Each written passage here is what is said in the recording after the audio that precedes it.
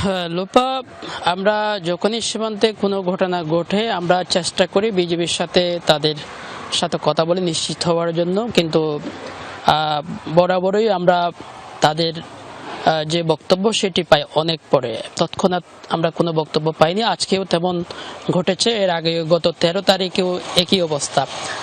তবে আমরা স্থানীয় যে হোয়াইক্যং পুলিশ ফাঁড়ি আছে, পুলিশ ফাঁড়ির যে ইনচার্জ, তার সাথে কথা বলে আমরা প্রাথমিকভাবে নিশ্চিত হয়েছি যে দুইজন গুলিবিদ্ধ হয়েছেন। তারা কাঞ্জরপাড়া এবং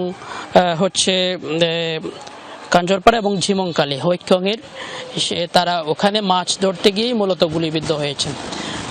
যেহেতু নাফ নদী পাশে, ওখানকার স্থানীয় যারা বাসিন্দা রয়েছেন তারা এই নাফ নদীতে মাছ ধরে জীবিকা নির্বাহ করে, সেই জন্যই মূলত তারা প্রতিদিন যেভাবে মাছ ধরতে যায় সেভাবে মাছ ধরতে গিয়ে আজকেও আরাকান আর্মির গুলিতে তারা গুলিবিদ্ধ হয়েছেন। এবং গুলিবিদ্ধ হওয়ার পর তাদেরকে উখিয়ার যে MSF হাসপাতাল রয়েছে সেখানে চিকিৎসা দেওয়া হচ্ছে। আমরা প্রাথমিকভাবে যেটা জানতে পেরেছি, তাদের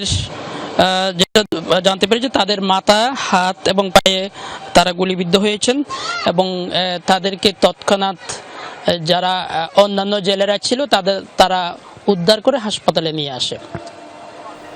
এহসান, আপনাকে ধন্যবাদ আমাদের সাথে যোগ দেওয়ার জন্য।